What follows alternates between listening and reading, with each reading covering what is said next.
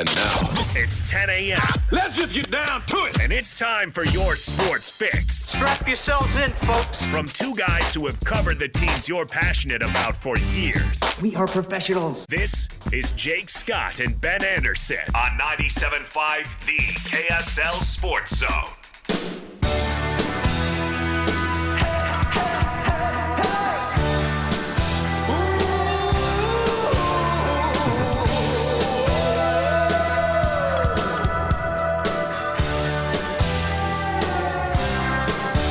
Jake and Ben, 97.5, the KSL Sports Zone. Jake Scott, Ben Anderson, thank you very much for making us a part of your day. What's going on over there, Ben? Oh, just worried about my unders.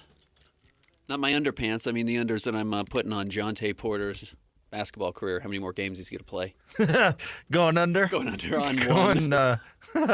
Going under, huh? No, things are good. Life is good. Good. We'll dive into that because the biggest sports story in the country Involves the player nobody's ever heard of. Well, and the biggest sports star on the planet. You've got the full spectrum, which is amazing of this. Spectrum. Amazing. And it's a conversation that needs to be had in the world of sports. And I know here in Utah, gambling is controversial, and we can get into the Utah side of this too, because this state has a different, like it is in the state constitution that gambling is illegal. So it'd be really hard to go a different direction. But gambling is still legal in California, and it's just as it becomes more mainstream, it's absolutely a topic that sports are going to be faced with more frequently, and I think these first encounters are actually extraordinarily important. So we will dive into that coming up. But can I first say, I just love my job. Yeah? Yeah. Things good? Well, we were talking about how awesome it is to have Mike Smith on the pregame show every single game, because he's a dude who's gone head-to-head with Kevin McHale in practice. Larry Bird. Played Bird? With Larry Bird. May have, he admitted yesterday, slapped Kevin McHale, which is now my new, very favorite Mike Smith story. I can picture it, is the nice thing. Kevin McHale's weird, angly elbows and shoulders and knees and awkward body, and Mike just stepping back, full swing. Didn't Shaq one across 6'11" Kevin McHale's face? No, Shaq did the windmill thing, like a 5-year-old. The slap. No, Mike told the story yesterday. He's a rookie. He's going up against McHale in practice, and McHale is giving him the business, fouling him every time Mike gets the ball. And he got frustrated. He said, "Do that again." Try that. And McHale did it again, so Mike went with the slap. The open hand. It said he didn't want to hurt his hand, which is actually quick thinking. Yeah, that's not a bad idea. For somebody that's me, who's watched people really hurt themselves, like punching through walls, I never understood why anybody would want to punch a wall. But anyway, Mike went that direction, and McHale backed off. I'm just looking through Mike Smith's old game logs on Basketball Reference. Just curious who he played with. Because I am, as Will Hardy coined the term, kind of, a basketball sicko. So I like looking back at weird random stuff like this. So Mike Smith, on February 4th, 1990, played against the Boston Celtics. He had a good game, 16 points, 8 rebounds. I'm curious who he played against on that Kings team. Here's a little irony. Danny Ainge was the starting guard on that team. Hey. Wayman Tisdale. Kenny the Jet. Vinny Del Negro coming off the bench. Ralph Sampson still in the NBA playing 4 minutes a game. Ralph. Greg Kite. All names from my childhood as Greg Kite, isn't that huge basketball fan. BYU. And then playing for the Celtics, R.I.P. Reggie Lewis, Larry Bird, Robert Parrish, Ed Pickney, John Bagley. And then by that point, McHale was coming off the bench. On a related note, and I talked to Thurl, jumped on during the postgame show, Thurl Bailey. We're going to have him on. I've got a text to confirm, but he's down to come on.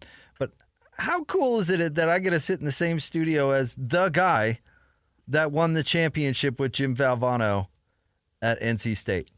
Forget his awesome and great Jazz career, but he had a legendary NCAA tournament run, and that dude's in our community. That dude stops and shakes every hand at the arena. Ben, you've seen it. It takes Thurl 25 minutes to get down the hall because he's the coolest dude ever. Yeah, we were Locke before we talked to Will Hardy yesterday. Before the game, Locke came down and had kind of a job shadower. This kid from Waterford, young kid. You know what I mean? Just high schooler, right, or younger even. Yeah, I have no idea. Couldn't drive at the very least, and we were kind of explaining who Thurl Bailey was because this kid's, you know what I mean? This kid was born in 2010. Yeah, right. So it's like Thurl Bailey was the star of one of the 5 most famous college basketball games of all time, maybe 3.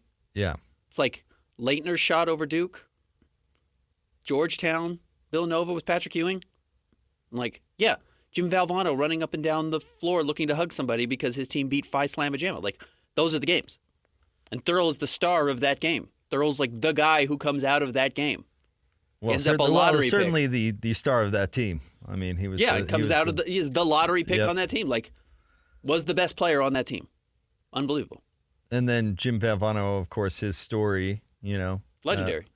Well, like most people that unfortunately pass before their time, it goes legendary. You don't see Bobby Bowden toward the end was running out of steam. What happens to all these legendary coaches where they have a third act of just kind of riding it out, but when it kind of abruptly ends like that, it turns legendary, and it's so cool. And so we're going to have Thurl on to mainly talk tournament because NC State's back in the Sweet 16. Yep. And so cool. So hey, we got Ron Boone, who played with Magic Johnson. You know what I mean? Like, Ron Boone and Kareem Abdul-Jabbar is featured in the HBO show about the Showtime Lakers. Absolutely. Booter's a character. By name. One of the coolest things ever. Yeah. And he's like kind of a villain, which is funny. And the truth is, Ron is just absolutely the warmest. Oh, no, speaking of a great member of our community. I mean, awesome. Just amazing for decades now or to whatever. Bring this full circle, our jobs we're blessed to have these jobs. But you know what? In the eyes, because like that show is kind of from the perspective of Magic Johnson. Boone was the salty vet. That doesn't surprise me either. Right. You know what I mean? Run the gauntlet. Right. Yep. Well, he's legendary for playing so many games in a row, right? I mean, he was like 1,041. He's like the definition of the Iron Man. Salty vet. Yep. Awesome. Yep. Anyway, just grateful. Like I mean that wholeheartedly. Grateful for what we do. It's pretty dang cool. So we'll have Thurl come on the show to talk about that because one of the games, and I'd have to go back and look at which one, but one of the games on that run happened here in Utah. I can't remember if it was. I think it was in Ogden, but I'd have to go back and double check. And if you've never heard Thurl tell the story of why Jim Valvano was running around looking for somebody to hug, that's a great story. So we'll ask him about that. But yeah, loving the NCAA tournament. Shout out to the Utah women who really worked hard to come back against Gonzaga, but came up a little short. Their run comes to an end. But quite the program they've built up there. Yeah, I'm very curious how it looks post Alyssa Peely, who is the most dominant player we've had in the state since Jimmer. Oh, she's a baller. Yep. And she was great last night. Yep. Excited to see what she does next. Excited to see she's probably going to be a first-round draft pick in the WNBA draft, and that's coming up shortly. They do it like the day after the tournament ends. Do they really? Yeah, because their season starts in the summer. Oh, yeah. Oh, yeah, that's inconvenient. Yeah, you just go back-to-back. God, that's got to be rough on the players, no? For sure. Wow. All right. Well, as we mentioned, and this is where we'll lead today, we'll get to the Jazz coming up in the top 3 stories of the day at KSLSports.com. Also some Zach Wilson news for you. Yes. We'll dive into that. But Ben, the 2 biggest stories in sports are happening in Major League Baseball and in the NBA. And I think the NBA is where we should start because it's kind of our wheelhouse, and I think it's the simplest one. I think what Major League Baseball is dealing with is far more complex. So set the scene for us with what's going on with Michael Porter's brother in Toronto. Yeah, Michael Porter Jr., the whatever fourth, fifth best player with the Denver Nuggets, who is on a max contract. His brother Jonte Porter, who I think also went to Missouri, is a two-way player on a two-way contract with the Toronto Raptors. And over a couple of different instances, the biggest gambling payouts of the night in every sport were on Jonte Porter unders. It happened more than one time. Unders meaning, they would set an over-under at 3.5 rebounds, and he would get the under. Over-under on one made three or half a made three, and he would hit the under. And one time he subbed himself out of a game, claiming he had an eye injury. An eye problem, right? That had happened 4 games earlier that he had since returned from. And it has raised the eyebrows of the gambling community because multiple times Jonte Porter has been the big winner, which two-way players should never do that. Now, I'm not a big gambler. Maybe it happens a little bit more often than I thought, but clearly this got flagged by the people who do this at an extraordinarily high level because they do not like losing money. This is pretty obvious. It seems pretty clear that he did this. It seems pretty obvious. So obviously you have to do diligence on the matter. And unlike Calvin Ridley last year, was it 2 years ago, where he's betting on other sports, but he was doing it inside a NFL building, right? He was doing it at the practice facility for the Jaguars or the Falcons or whatever it was. I can't remember where he was at the time. This is Jonte Porter betting on his own games, which is the ultimate sin. So his own performance. Well, no doubt. I think this one is pretty cut and dry, exactly for the reasons that you just laid out there. I think that once diligence is confirmed as much, which I would guess it certainly will, the NBA actually has a real opportunity, and I'm really curious to see where they go. Because if you've got a cut and dry violation of this sort, we're talking you're out forever.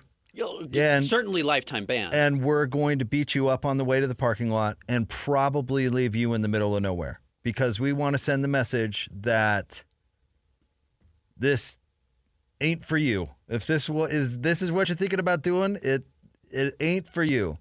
And get FIBA involved or whatever and say this person is done playing basketball anywhere on this planet. And that's it. Cut and dry.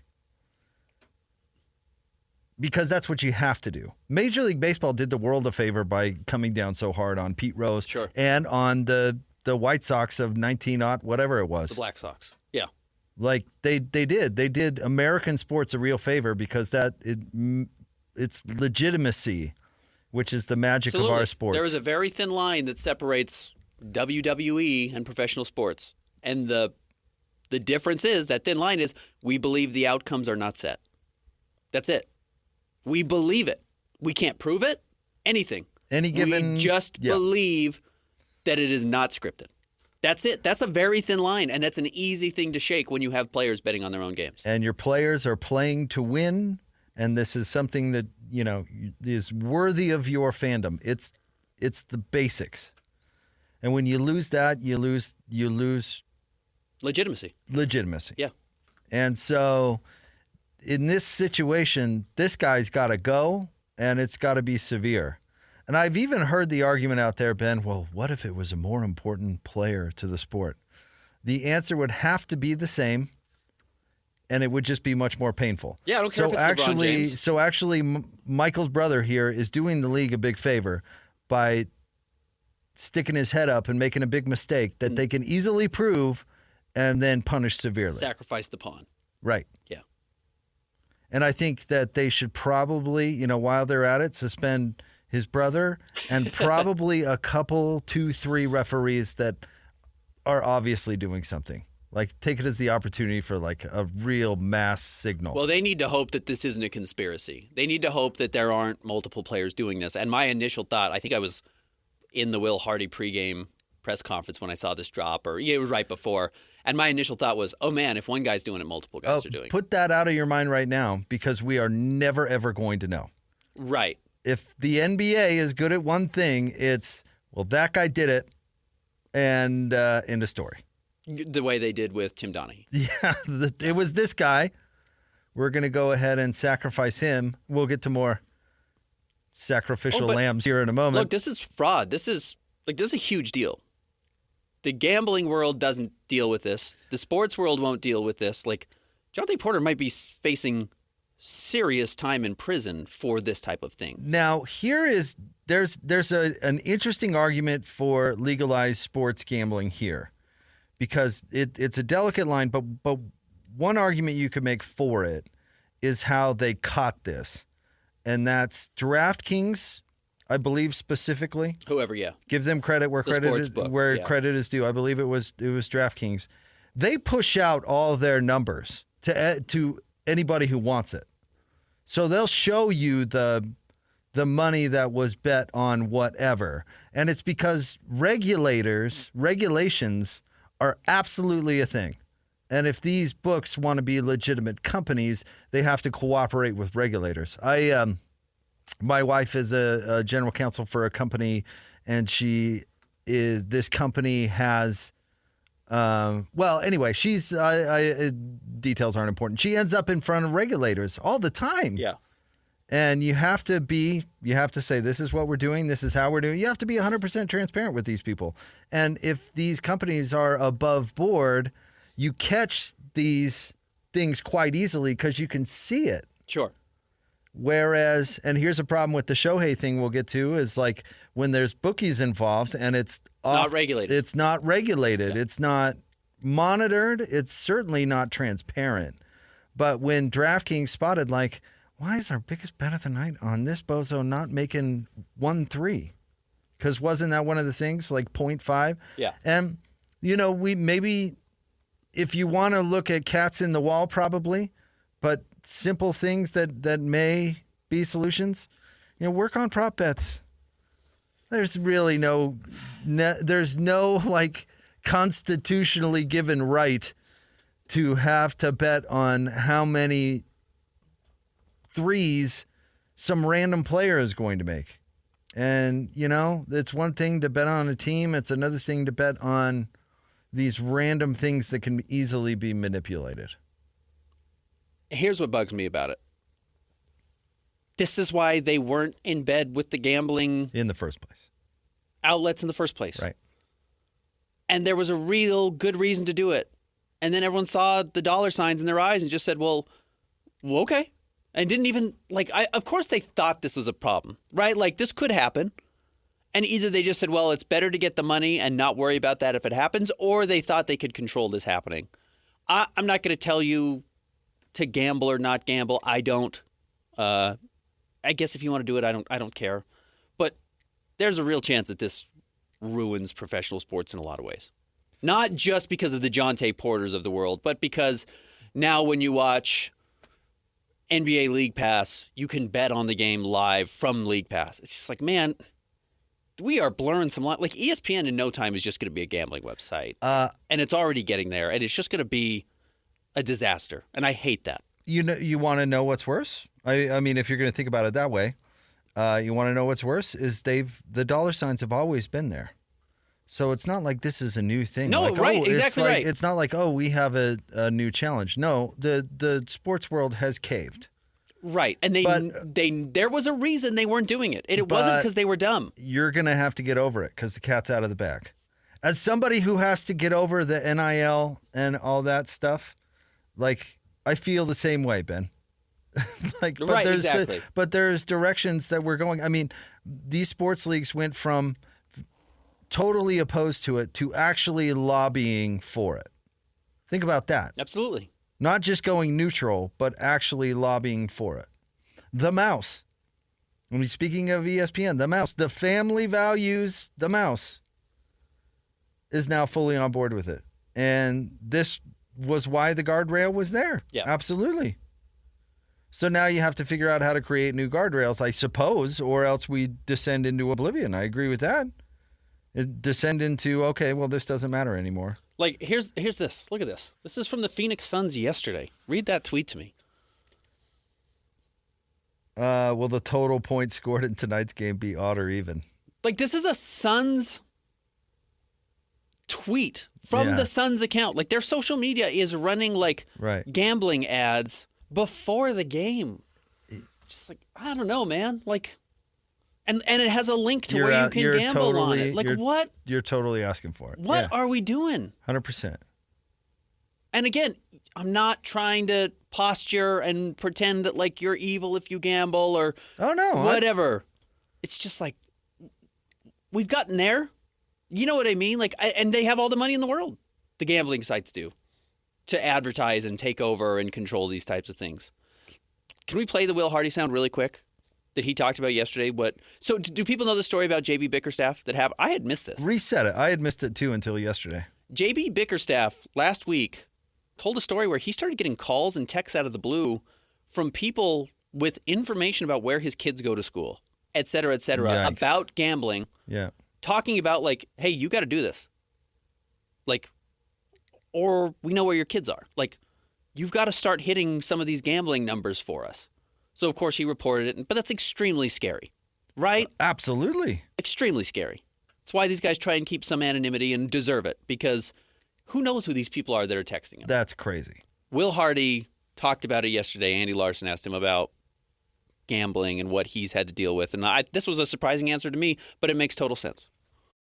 I have not had anything happen at the level that happened to JB. I heard that story from JB, and it's really scary. I have things yelled at me from the crowd every night about leaving people in, or how many points they want somebody to score, or he needs 2 more points, coach. And it's easy to dismiss in those moments because I haven't had anything happen like that. But I think when you really sit down and think about it, it is scary because there's a lot of things that can be taken out of context. I obviously have very different intentions every night than people who are betting on the games. I would say since I got this job, I've had somebody, at least one person, yell something from the crowd every single night at me about a particular player or the spread or points, rebounds, minutes, not fouling at the end of a game, fouling at the end of a game based on over, under. I mean, it's a lot, but I have not had anything happen like happened to JB. It's just concerning that it's already at that level, and it's only going to get worse. And that this JB Bickerstaff situation is not going to be the last time that happens. And it has become so casual and so normal. It bugs me. I'm just going to tell you the truth. It bugs me. Well, it's something that we tried to protect. Tried to protect athletes from for a long time. Yep. But I feel like if they just squish this and go, 1 year, I don't think. Like, you can already hear the arguments of, well, they get to make money off it. Why not these guys? Sure. They get to make money off it and all this stuff. And I'm all for sympathy, but this is the unbreakable rule in sports. Yep. And it always has been. And it needs to continue to be. So, I don't know. And we'll see what happens with Shohei. We didn't really get a chance to dive into that. But that's a fascinating story, too. But this is huge, and it ain't going away. Well, again, the interesting part of this is Shohei's probably the biggest. He's one of the 3 biggest athletes on the planet right now. Like, Messi's there, LeBron's there, Ronaldo's there, and Shohei's there, right? Like, international superstar, highest paid player in baseball, etc., playing on the biggest team in baseball other than the Yankees, whatever. And then Jonte Porter, who is a worthless nobody, nothing player in the NBA, who doesn't matter at all, who only has a spot in the NBA because of A, who his brother is, and B, because the league added 150 roster spots when they added 2-way contracts. Like, not an NBA player. And the biggest athlete maybe on the planet right now. And they're both dealing with the exact same problem that has a huge chance to not ruin their sport, but really taint it. All right, we'll do the Shohei thing a little bit later. Top 3 stories coming up next. Stay tuned. Jake and Ben, 97.5, the KSL Sports Zone.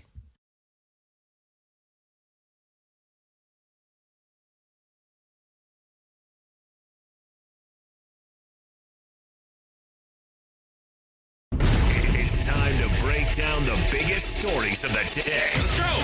This is the top 3 stories of the day on KSLSports.com.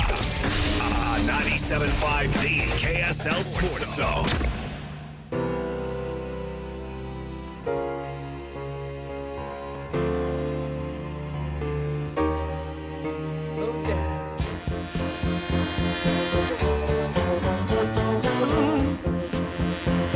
Jake and Ben, 97.5, the KSL Sports Zone. It's a Jazz Ticket Tuesday. Let's give them away now. 801-575-ZONE. Caller number 12. You're going to win a pair of tickets to go see the Jazz and the Rockets at Delta Center on March 29th. Caller 12 right now, 801-575-ZONE. All right, time for the top 3 stories of the day. KSLSports.com, brought to you by J. Brooks Jewelers. 2 locations to serve you, one on Winchester Street across from Passion Place Mall, the other at Traverse Mountain in Lehigh. All right, Sarah, where are we starting today? Number 1, the Jazz fall to the Mavericks. It was a closer game, 115 to 105. Maybe Lauri Markkanen's third best game of the season, certainly his third highest scoring game of the season. Still gets totally taken out of games in the fourth quarter, which is either a fatal flaw of his, fatal meaning he can't be the number 1 star on your team, or something he still has to work on. But you know what? Jordan Clarkson came back and shot miserably. He was 0 of 7. But like his ability to move the ball and willingness to move the ball made the game far more watchable. I think we can get to Lowry here in a second. I think fatigue is a thing. I think when you're playing all these young players who aren't you really used to playing those minutes, I think that's a thing. I think they've been playing shorthanded, and they got some players back and had a little more juice last night. You heard Will Hardy talk about how the first half was how they want to play offense. You know, that's how they want to do it. Go back and watch the first half, and probably specifically the first quarter where they scored 41 points, and that's how he wants it to look. Then the second half, it wasn't the same. And Lowry is working on stuff. Lowry is not in win mode because the whole team isn't in win mode. As you pointed out yesterday, Atlanta pulled off a big win over Boston. Crazy win, yeah. So it actually, benefited them to lose. Lowry's catching the ball at the nail. We talked to Locke about this, and it's something that Lowry's not great at. He's doing it a lot, and he's putting the ball on the deck a lot, which is that's not his game. So I think he's really working on stuff. And then in the fourth quarter, when he's trying to do it and comes up short, well, not a big surprise. They weren't quite the sieve to the rim that they were the last time these two teams played. I think they played a little bit harder on defense, and they obviously prefer to play at home. Yeah, that much is it's evident. The Utah men's basketball team. When they're at home, they look like a very competent basketball team. Even if they're losing these games, like, they're still in most of these games. They're not getting rolled by 25 points in front of the fans in Utah. 88-88 going into the fourth quarter. They're still not winning, but they go on the road, and it's just a disaster. Which has been true most of the season. I know we romanticize about the juggernaut they were with the Clinic and Fontecchio, but they were still struggling on the road mightily, and that has obviously continued because they did play much better against Dallas. Yeah, the Jazz still have a winning record at home. They are 20-16 at home. They've only got 29 wins on the season, so 9 wins away from home all year. And they're not going to win another road game this year. Don't you remember that was a topic at the beginning of the year? Didn't take them like 3 weeks to get they got their first road win like right out of the gate, right? And then didn't win again on the road forever. Yeah. I'd have to go look at it. All right, what's next? Number 2, Utah women's hoops loses to the Zags in the round of 32. A tough loss again. Ends their season certainly premature compared to what we hoped before the season. Looking at that roster, you thought, okay, this is a chance to be maybe a Final Four team. I think they opened the season with 5th-ranked team, 6th-ranked team in the country, and then unfortunate injuries early in the year derailed what could have been one of those seasons. And now they have a tough job of figuring out an identity post Alyssa Peely. They lost their second best player, right? Mm-hmm. And Peely. Neepkins. Peely was great, 35 points, 7 boards last night. The Utes were down 20 at one point in the second half and battled back to make it respectable and deserve some credit for doing that. But, yeah. Now, did you see this stuff? I saw Josh Furlong reporting it. I'm not sure who else has picked up on it. Yep. Did Michelle have it? Yep. All right, so go to KSLSports.com. Michelle it's gone. This story's everywhere now. It's the front page of Yahoo. So they were harassed at the team hotel in Coeur d'Alene, Idaho? So there weren't enough spaces in Spokane to host everybody because there was the men's tournament, the women's tournament. There was also like a volleyball tournament or something going on. They didn't have enough space to host all the teams.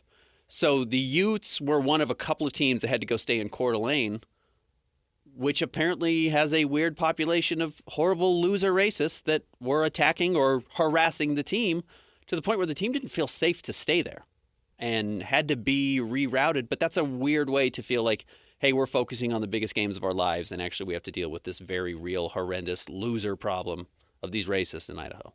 That is crazy. Crazy. And pretty unforgivable from Gonzaga, who set this whole up and organized it, because that's what you end up doing as the athletic director in some of these situations. You want to bring those people to show off your campus, et cetera, et cetera. You have to make sure the teams are safe. That is a huge distraction and really unfair that they had to deal with that. And tell me if I'm being unreasonable. The whole city's sold out. Are you kidding? Spokane, Washington, the whole city is sold out that you can't host a team who is playing. Who's playing? You can't find 10 rooms at the Days Inn? You got to send them across state lines? Am I the only one that thinks that's like ludicrous? You and I both used to work in the hotel industry. They used to walk people all the time. You know what you do? You find 15 rooms for the team that's playing and tell Bob the business traveler to pound sand. Yep. No, I'm totally How with is you. that a thing? Out of all the criticisms that I lately have thought have been unfair of the NCAA, that is a really valid one. Are you kidding? You bumped one of the teams to Coeur d'Alene? Like, I don't know. That's madness. I don't know if people realize this, but to get the NBA All-Star game, it's why we have 2 new 5-star hotels that have been added in the last couple of years. You have to be able to host X amount of not just hotel rooms, but 5-star hotel rooms, 4-star. Like, it's really regulated. The fact that they didn't have this and still got granted this by the NCAA and had to make this exception to send these teams 35 miles away to stay in Coeur d'Alene, which is a nice town, minus these losers apparently that were harassing the Utah women. Yeah, you can't be a host city anymore then. I don't know what to tell you, Gonzaga. You're not big enough. You can't host these events if you can't handle it and keep people safe. Spokane's big enough. Are you kidding me? Yeah, what happened? I'm with you. What happened? What do you mean not big enough? Are you kidding me? I'm with you.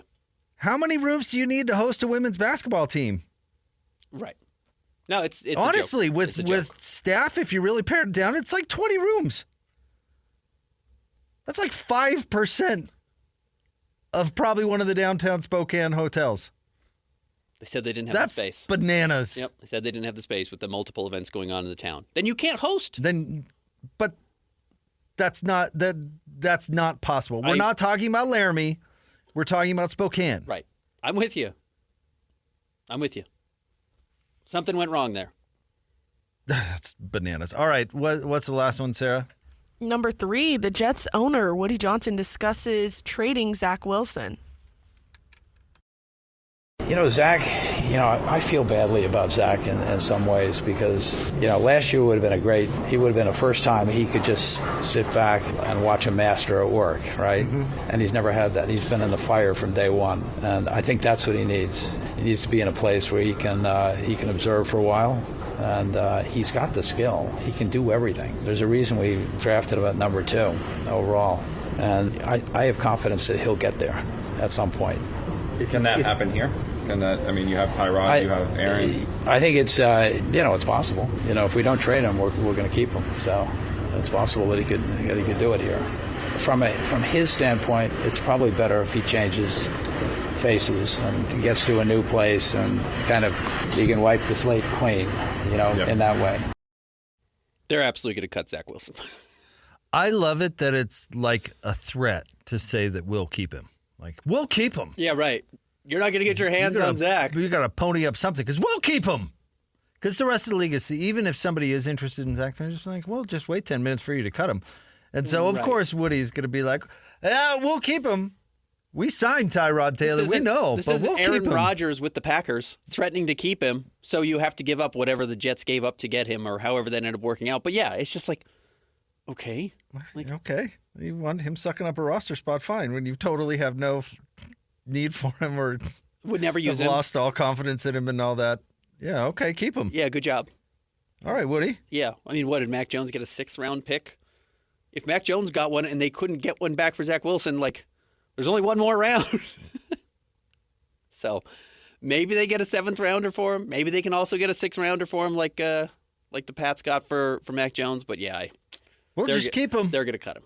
They're going to end up cutting him. This is the vote of confidence from the athletic director and the head coach. By the way, don't you have to pick up his contract if you trade for him too? So that means, he was the second pick in the draft, so he's not playing for free. Yeah, there's money there. Yeah, no, you guys waive him. We'll sign him at a minimum. Whatever. Or keep him, yeah. There's no power imbalance in the NFL because the Jets hold on to Zach Wilson. With all due respect to Zach. Selling baby shampoo, Woody. Nobody believes you. Yeah. All right. Well, we're going to play the Shohei Ohtani or some of that sound coming up next. I really am curious where you're falling on this thing because admittedly, I'm a little torn. Okay. All right. Stay tuned. More Jake and Ben, 97.5, the KSL Sports Zone.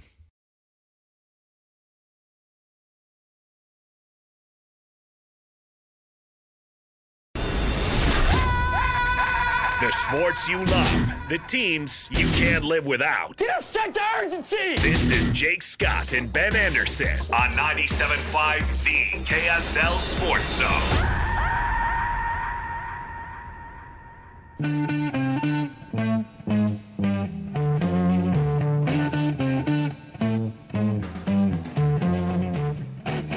Love this tune. All right, Jake and Ben, 97.5, the KSL Sports Zone 50 segment brought to you by Peach Doors and Windows, Utah's premier door and window retailer.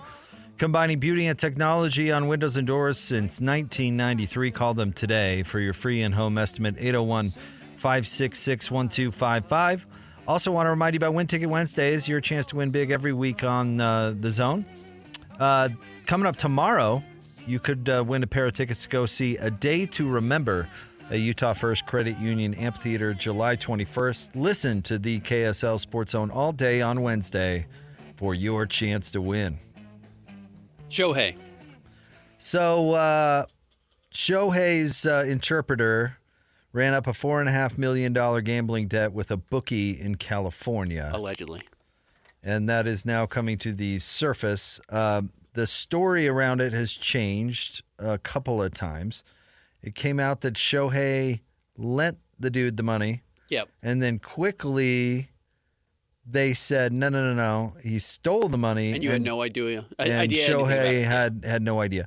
And so he made a statement yesterday. And are we going to play a little bit of it here, Sarah? Let's go ahead and play it. And I'm curious to hear where you're falling on this thing. So I never bet on baseball or any other sports, or never have asked somebody to do it on my behalf. And I have never went through a bookmaker to bet on sports. Up until a couple of days ago, I didn't know that this was happening. In conclusion, Ipe has been stealing money from my account and has told lies. Look, that does happen. Managers steal millions of dollars. Family members steal millions of dollars from other family members because it's supposed to be in some trusted account and it gets taken. So that is plausible.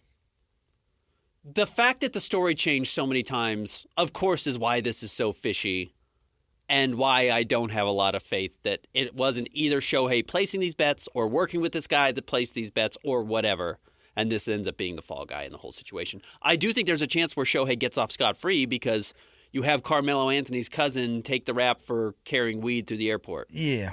And you just say, it was his bag, it wasn't my bag. It's like, well, why were you carrying it? It's like, it's his bag. And that's his job, by the way. And that's his job. The cousin's job. Yeah. He's the fall guy. So yeah, I'm really torn on this thing, Ben, for the reasons that you laid out there. The cynic in me is saying, well, yeah, he's going to do prison time and he's going to get compensated on the other end. And so he just has to button it up, take the fall, and this all goes away pretty quick. The irony in this versus the Jonte Porter story, which you opened the show with, is that the only reason this is a story at all is because sports gambling is still illegal in California. Oh, I don't know about that. I mean, bookies are illegal everywhere. Sure, but like if this had been the translator, which working for a team, there's rules, you can't gamble either. But like if it was just the translator going through whatever sports book that's legal, it wouldn't be this type of story. But because why he might be facing jail time is because it is illegal to gamble on sports in California still. But again, this is an argument for regulation because he wouldn't have been able to do it. Exactly right. Because you can't bet that kind of dough with a regulated company and not have it be flagged and looked into. Yeah. I mean, they know if you run up $4.5 million on credit, I mean, if you roll up that kind of money, you're making huge bets. Because it's not like he just went on a 12-loss losing streak and ran up $4.5 million. I mean, he won some in there, right? I mean, he's got to be betting huge amounts of money. Like if he's doing that with casino, they absolutely know everything about that guy. Absolutely. They've tracked him from the second he walked in the door, everything. All of the above. Because they have to. Again, regulation is a thing. You have to know those sorts of things. So it's like if you're an employee of the Angels and now the Dodgers, and you're making that kind of bet with a legitimate outfit, they're going to tell the Angels and Dodgers. They're going to be like, your employee is just bet this amount of money on this thing. Like you should know about it. So the bookie part of it is a critical part of it. You can't do that. You can't bet with a bookie in Vegas. Just because it's legal doesn't mean that you can bet everywhere. Run the operation. Like there's still plenty of illegal weed sales in Nevada and California. Even where it's legal to buy. Even where it's legal, because not just anybody can sell it. So the bookie part of this is actually the huge aspect. Is really key to the whole thing. But real quick, Ben, because I'm glad you mentioned listen, I know so many stories that even aren't public, that people know of, that naive young people get into professional athletes and they get picked clean by people who are stealing from them, sometimes, out of their pocket, and sometimes getting them into bad business deals. Sometimes it's naivety. That's not a word. Naivete, yeah. But it happens a lot. Bernie Kosar's dad picked him clean. Bernie Kosar is broke because his own dad stole all his money. So if you're telling me that a young person... Didn't Paul Millsap's uncle steal a bunch of his money? If I remember, he was his agent early on. There was positive. something there. I don't know. Yes. I don't know the whole story, so I don't want to slander anybody. But yeah, it's common. And so if you're telling me a naive young person came to a foreign country and surrounded himself with the wrong person, because this translator apparently lied about a couple things on his resume and has been, I don't know, maybe his credibility is not so good. He's the type of person that would do something like this, but get close to the guy and then steal from him because the guy's naive about whatever. He's got a personal assistant that pays his bills, and so he's not in control of his bank accounts or whatever. I don't know. But that is possible. It is. It happens. That is possible. He surrounded himself with the wrong person, and the wrong person was stealing from him. Like Sidney Lowe got in trouble with his taxes in North Carolina. It's because his business manager didn't pay any and then skipped town. One other wrinkle to this, sorry, Sarah, we'll be quick, is that there is not a better player in baseball history that could fix games than Shohei Ohtani, because he plays both sides. Because he's a pitcher and because he's a great hitter, it's easier for a pitcher to fix a game than it is a hitter, right? Like, yes, you can go 0 for 4 as a batter, and still, if the other 8 guys have good games, or one guy, you can lose that game and not control it. It's much easier if you are a pitcher and a hitter to have a huge impact on the game. That's the other interesting aspect of this, where they're going to go back and look at Shohei's games and see what games were bet on and see how he performed in those games. By the way, thanks, Colton, for tweeting us the video of Pete Rose saying, back in the 70s and 80s, I wish I had an interpreter. I'd be off scot-free. And you know what? There's something to that. Absolutely. Because it's an easy fall guy. Well, I can barely speak the language. How am I supposed to? I'm like a walking pigeon out here. But what bookie has given some slappy interpreter credit to run up $4.5 million? That's another thing. That's the other fishy. aspect. Yeah, who's this dude that has $4.5 million that I'm just trusting? Oh, I need to know that there's money behind it, actual money behind it, and okay, it's Shohei. All right, Sarah has something fun cooked up for our very next segment. Sarah, do you want to give us a tease? I'm going to test you guys to see if you can guess these wacky men's basketball names. Real or fake? Some real ones, and I mixed in some fake ones. Okay. So you're going to try and make us look dumb coming up next. We do it enough already. Sarah wants to join in the fun. Great. Maddie wants us to do a TikTok where we look dumb too. And I think, is that really the persona that we want the show to have? I don't think that's what KSL Sports wants. It's funny when those guys make us look dumb. Again, we do fine on our own. Yeah, I say stupid stuff all the time. Stay tuned. More next. 97.5, the KSL Sports Zone.